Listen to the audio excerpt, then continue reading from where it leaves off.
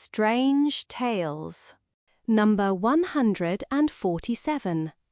Doctor Strange, Master of the Mystic Arts.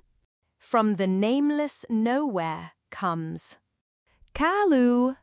Even in New York's famous, fantastic, far-out Greenwich Village, where every other passerby is a colorful, kooky character, the dramatic figure of Doctor Strange still receives its share of startled glances on those rare occasions when the mysterious master of the mystic arts ventures forth, in full view of the city's teeming populace. So it is on this fateful night of nights. Since my lengthy battle with the dread Dormammu, this has been my first opportunity to embark upon a relaxing tour of everyday shopping. How good it is to mingle once more with my fellow men, to share the prosaic daily routine of the city dweller. Zoe, he's the ever-loving earist. Far as I'm concerned, the mods have had it. That crazy cape really comes on strong. The start of a wondrous new journey into the shadowy world of the supernatural. Man, like there's a boss bunch of threads. That dad is gotta be what's happening. Two'll get you 10. That guy's Doc Strange himself. He's the joker who's always putting everyone on with all that hocus-pocus jazz. Script, pages 1 to 5, Stan Lee. A smiling sorcerer. Script, pages 6 to 10, Denny O'Neil. Our sorcerer's apprentice. Art, Billy Everett, our peerless prestidigitator. Lettering, Sam Rosen, our knave necromancer. Amulet polisher. Our stowaway. Have you ever wondered what a master of the mystic arts buys when he enters a drugstore? The average neighborhood pharmacy is woefully lacking in mystic herbs and other sundry sorcerers' supplies. Hence.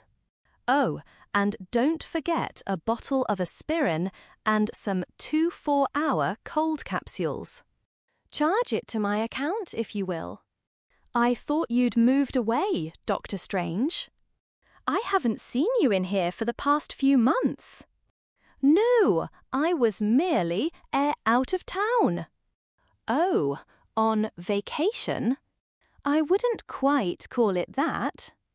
I hate to bring this up, sir, but you still haven't paid your previous bill. Just an oversight, I'm sure. But, of course, I'll have my man Wong attend to it at once. He's been buying here for years, and I still get a spooky feeling whenever he comes into the store. There's something so different about him. Something more than that wild outfit he's wearing. But I wonder why no one is giving him a second glance now. I've been so wrapped up in my own faraway thoughts that I forgot to don some suitable street clothes when leaving my sanctum. However, by merely casting a simple spell about me, I can now cause any casual passerby to be unaware of my sorcerer's garb. But what is this? A pair of armed men entering the store. All right, nobody moves, nobody gets hurt. This is a stick-up. All of you, get your hands up. We ain't doing this just for kicks. Due to my spell, they see me as merely an average customer. It is fortunate indeed that I ventured into the store at this particular time. Please, please, don't shoot. Do not be alarmed, young lady. I can promise you that there shall be no shooting. Oh, you can, huh? Mister, if there's one thing I don't like, it's a wise guy. Your likes and dislikes are a matter of supreme indifference to me. By the 7 rings of ragged ore, may my future actions be visible only to the evil ones before me. Heed my incantation, O shades of the shadowy demons. Reveal thy selves to the black-hearted mortals who stand before thee. Thus speaks thy master. Thus speaks Doctor Strange. What's happening? Observe, minions of the underworld. Observe, practitioners of crime. This is the fate which awaits thee. This is the fate of those who prey upon their fellow men. 'Tis this thy dismal future portends. But salvation may still be yours. Renounce the way of lawlessness. Forsake the path of evil. Return then to this mortal vale, shadowy demons. Begone, the die is cast. Thus speaks Doctor Strange. Look, we're back. We're okay. You know it, pal, and we're going to stay that way. From now on, come on. The illusion is ended, but the effect shall remain. We're in luck. There's a cop now. Hurry, before he gets away from us. We just tried to hold up the drugstore down the block. You gotta book us. It's your duty. We want to go to jail. If we get to judged, if we do our time, we'll still have a chance. Well, we've been looking for you boys for a long time. I don't know what you're trying pulling now, but I'll be glad to oblige you. Meanwhile, with the danger past, Doctor Strange dissolves his spell of awareness. Those horrible men, what happened to them? Where did they go? And who are you? Merely a casual passerby, young lady. Seeing a patrolman approaching, the 2 gunmen fled. All is safe now. It is time to repair to my dwelling, else I shall be plagued with questions. My order is to be delivered before the witching hour.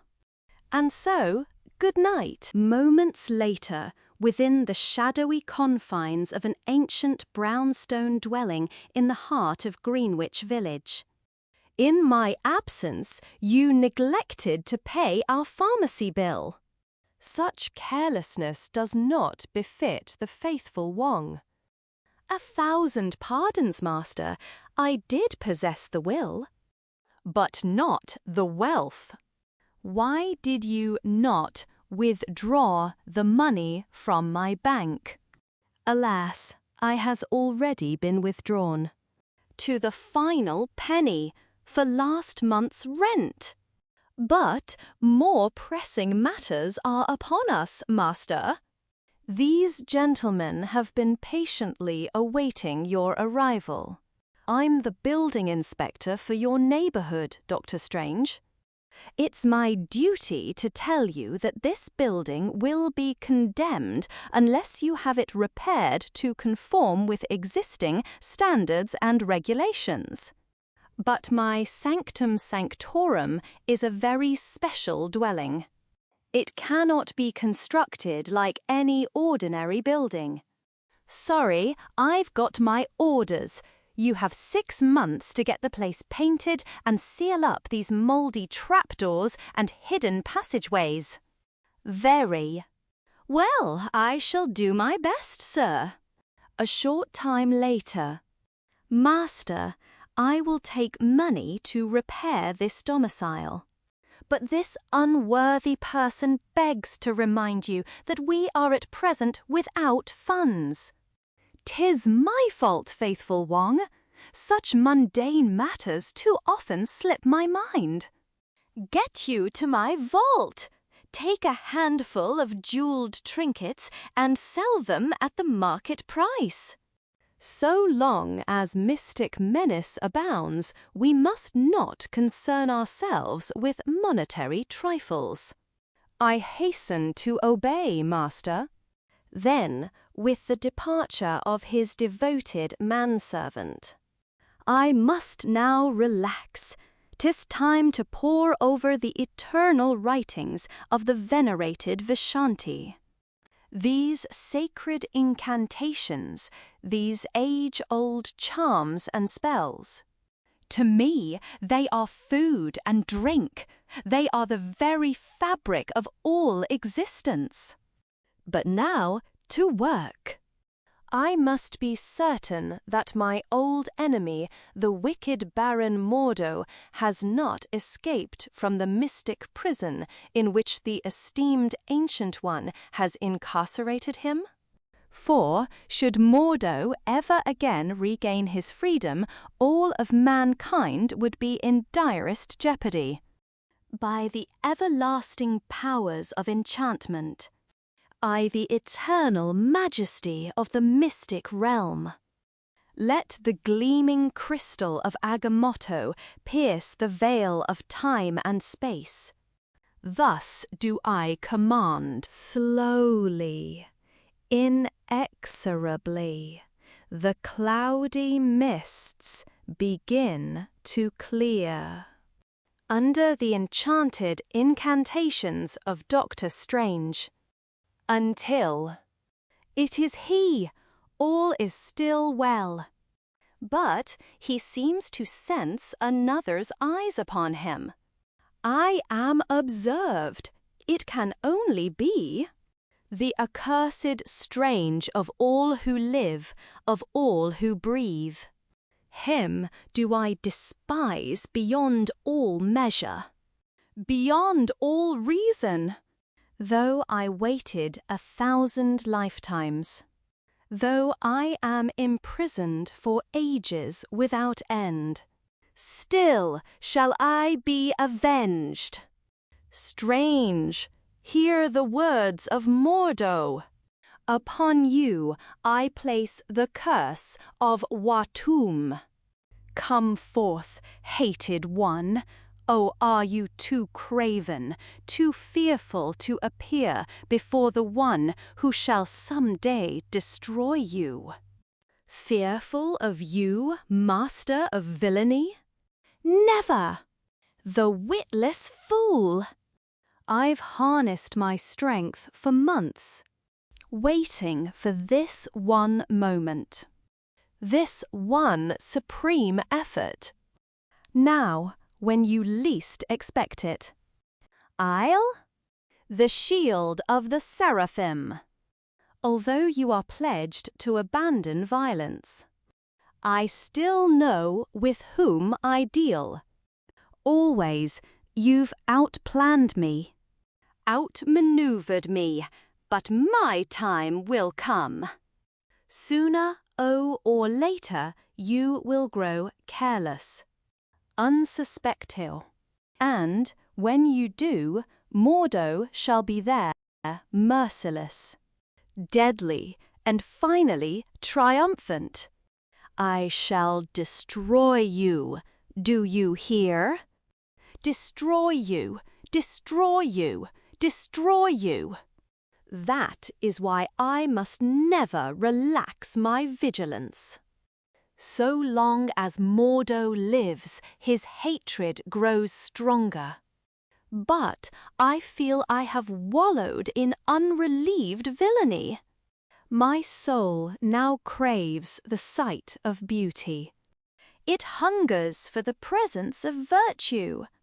And there is one who possesses all that and more. With a single slight gesture, the master of 1,000 mysteries dissolves the image of his implacable enemy, and in its place there appears the gentle, radiant face of his beloved Clea. These features are as a cooling draught to my eyes. Would that I had more than her wraith to gaze upon. Would that Claire herself were by my side. Again, gesturing, Dr. Strange causes the girl's ectoplasmic form to materialize in the murky shadows of the sanctum. I shall permit myself a respite from my labours. A few moments of sweet memory while I rest my gaze upon her loveliness. Though you cannot hear my voice, nor yet see me, know that my thoughts linger with you clear. Well, I remember our early meetings when you strove so desperately to avert disaster in the dimension of the dread Dormammu. Listen and heed my words, man from another world. You must not battle Dormammu.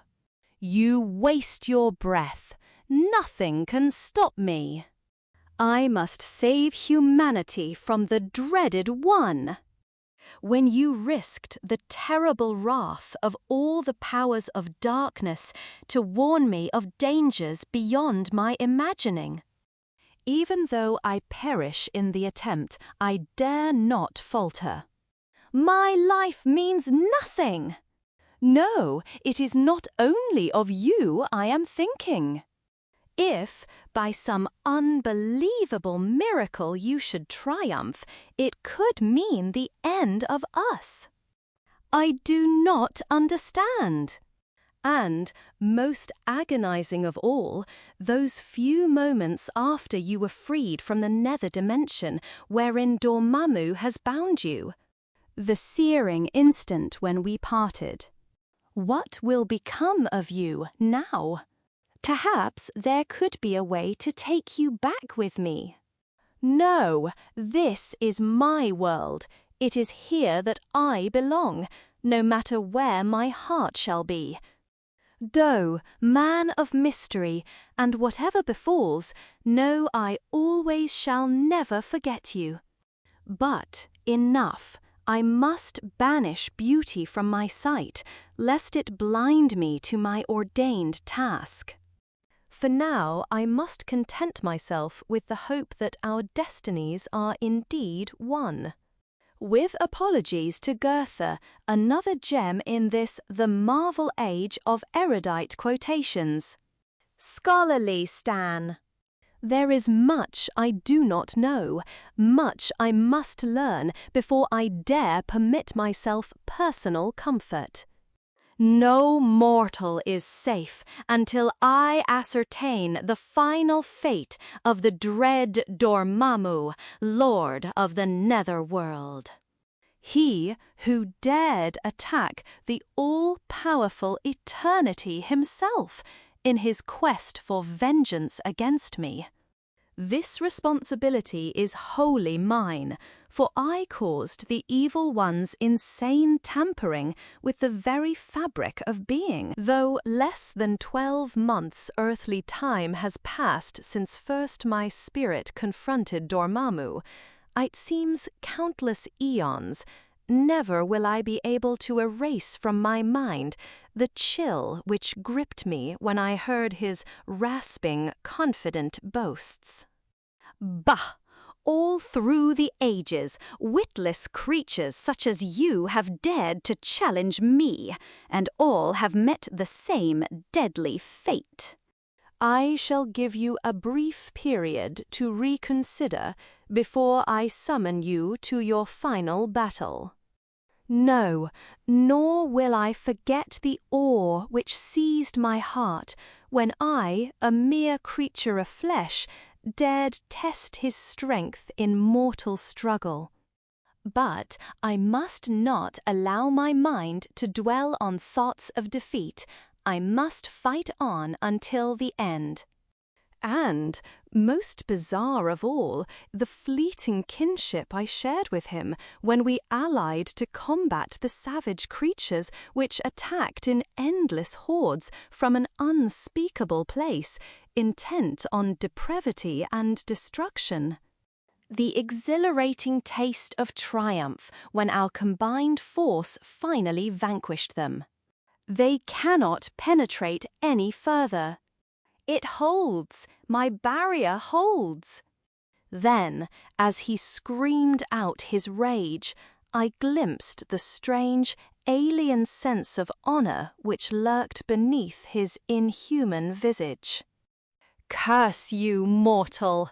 Curse the fact that I needed your help! Curse the woeful fate that has placed me in your debt! I cannot slay you now. I cannot destroy the one who has saved me. It is as I suspected. He is evil, true, but only by our human standards. According to his own lights, he has his own moral code. Soon, H.E. sought refuge in his own dimension, vowing to trap me, to see my spirit torn from my body, forever to drift in the regions beyond the farthest limits of the universe. A vow I knew he could not but fulfill. A vow which brought about the final, fierce contest between the ruler of the netherworld and eternity, he whose domain is all that lies beyond mortal places. You have tampered with that which is sacred, prideful one. Now you must permit the human passage to earth. Dormammu will not be shamed again. But I know not the outcome of that contest. For human senses could not apprehend the cataclysm that followed it. Show me, crystal of Agamotto.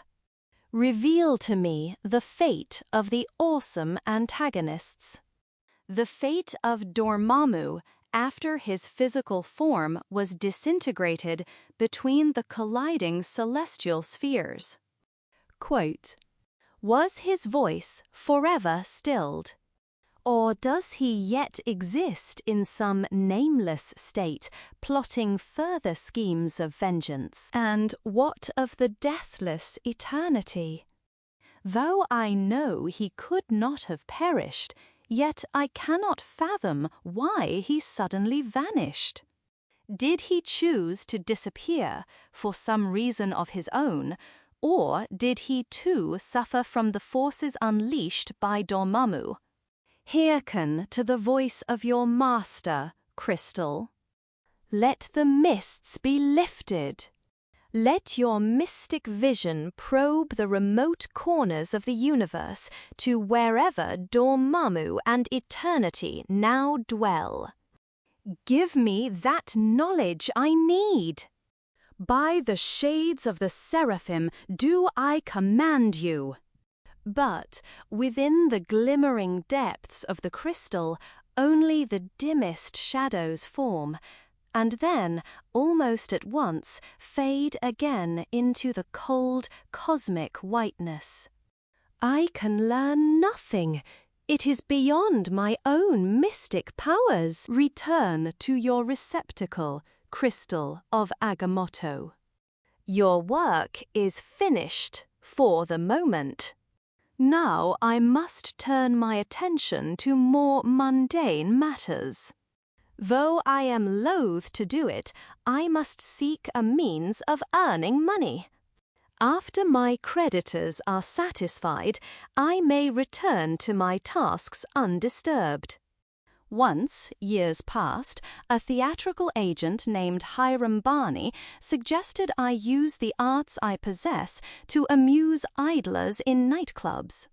Such is my present state that I must now agree to the man Barney's proposal. For this lowly undertaking, a telephone is more fitting than the enchanted crystal. But, alas, the mystic master discovers that show business, unlike the world of magic, is fickle. Sorry, Doc, nobody's buying the hocus-pocus bit nowadays. I'd like to give you a break, understand, but I can't. Tell you what, if you learn to play the guitar, give me a call. I got a rock group that's looking for some class. And if there's one thing Dr. Strange has, it's class. Perhaps the faithful Wong can suggest an alternative means of acquiring revenue. I shall call him... Wait, the crystal glows, smoulders. There is another presence in the chamber. Who enters the dwelling of Dr. Strange? Reveal yourself to my eyes, whoever you may be. Then, slowly, the familiar figure of the venerated Ancient One materializes. Master, it is a pleasure to behold you. We must forego greetings, my disciple, for we have not a moment to waste. I have come on a mission of the gravest urgency. I may have already delayed too long. That event, which I have long feared, has come to pass. The creature Kalu has freed himself. Kalu? You have not spoken the name before, Master? You had no need to know of him ere this, my son. Perhaps I should have given warning, but I thought him helpless. But even now he lurks somewhere nearby. And I say to you, not even in your darkest dreams have you imagined one so terrible. The power of Kalu surpasses yours. Indeed, he is my equal and more. Never has one lived so without honor and mercy.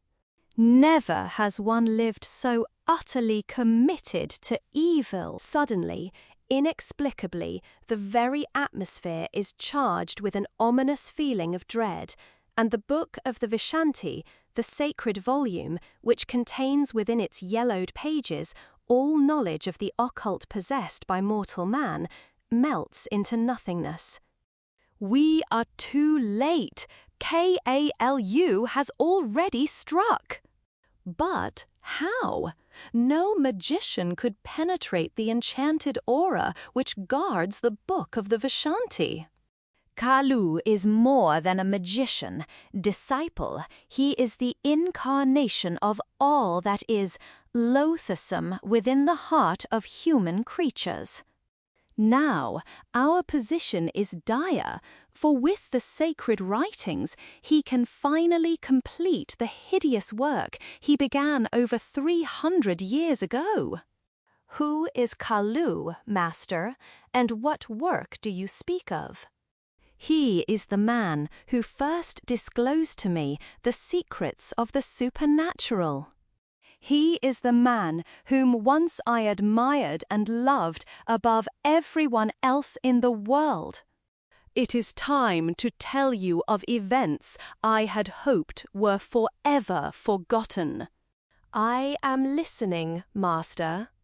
And, even as the aged wizard begins his tale, he is watched by two brooding, hate-filled eyes. The eyes of Kalu. Next month, MARV proudly presents a story so bizarre you may never be able to forget it. The origin of the Ancient One. We have spoken. Next issue. Strange Tales. Number 148.